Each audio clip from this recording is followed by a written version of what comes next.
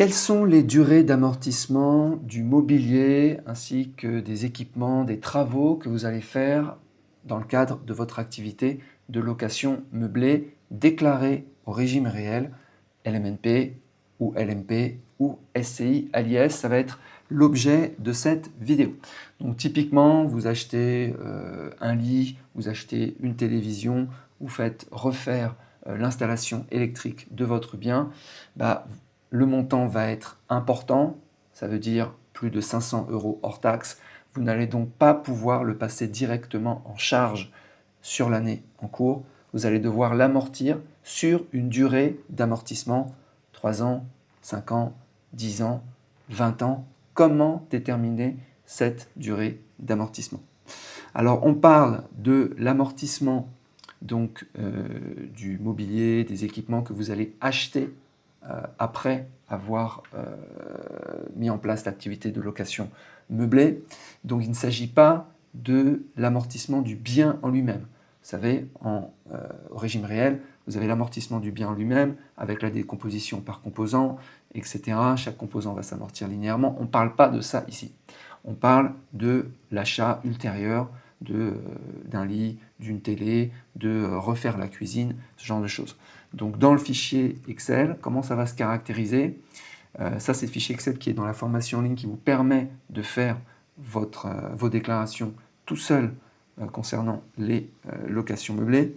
Donc ça va être ici, donc un petit tableau. On va mettre le montant, donc par exemple l'achat d'une télévision. Le montant, on va mettre par exemple 1000 €. Voilà. Date de début, on va mettre par exemple 2026. Et ça va s'amortir sur combien d'années? Donc là par exemple 10 ans.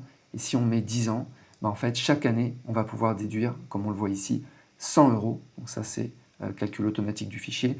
Et ça va venir se mettre dans la dotation aux amortissements de l'année en cours, dans la partie autre immobilisation corporelle. Voilà, tout ça est fait automatiquement. La question, c'est combien d'années? Est-ce que c'est 3 ans? Est-ce que c'est 5 ans? Est-ce que c'est 10 ans? Donc, il y a plusieurs manières de déterminer cette durée d'amortissement. Alors, que disent les textes? Les textes nous disent, donc là on est sur le BOFIP, nous disent qu'on doit amortir sur la durée réelle d'utilisation. Mais cette durée réelle d'utilisation n'est pas forcément connue à l'avance. Elle peut l'être si vous avez, dans le cadre de votre activité de location meublée, une politique de renouvellement des équipements. Par exemple, vous dites, OK, tous les 5 ans, je renouvelle la télé parce qu'elle va être obsolète. À ce moment-là, durée d'utilisation réelle, 5 ans. OK.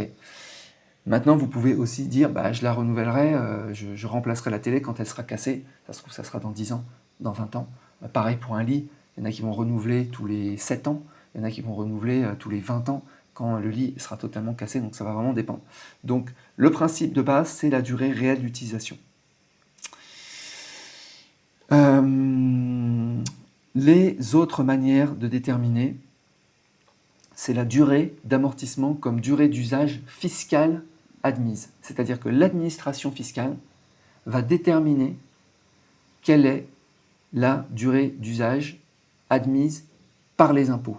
Et donc, alors ils n'ont pas fait le travail pour tous les équipements, mais pour certains équipements, ça existe. Typiquement, outillage entre 5 et 10 ans, matériel de bureau entre 5 et 10 ans, mobilier en général 10 ans. En général, quand on ne sait pas, on met 10 ans.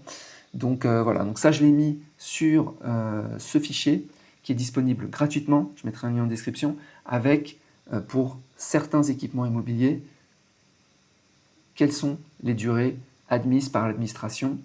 Et dans d'autres cas, donc troisième possibilité, c'est si l'administration ne définit pas et qu'on ne sait pas quelle est la durée réelle d'utilisation, on peut aussi déterminer cette durée d'amortissement comme étant la durée d'amortissement communément admise.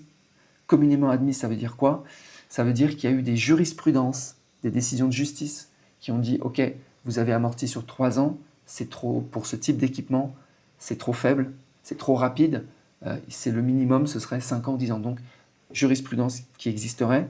Il peut y avoir aussi des pratiques communément admises par les experts comptables qui vont, pour tel ou tel type d'équipement, dire « Ok, on met 12 ans, 15 ans, 5 ans, 10 ans, etc. » Par exemple, fenêtre PVC, par exemple, 25 ans.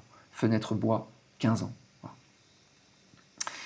Dernière possibilité pour déterminer cette durée d'amortissement, c'est la durée de vie de l'équipement. Durée de vie de l'équipement qui peut être déterminée par le constructeur, qui peut être déterminée aussi par la durée de garantie. Donc voilà, sachant que par exemple une télé plasma ne va pas avoir la même durée de vie qu'une télé LCD par exemple. Okay. Voilà, donc vous retrouverez ce fichier gratuitement, je mets un lien en description. Vous retrouverez le fichier pour faire vos déclarations vous-même dans la formation en ligne sur Top Déclaration.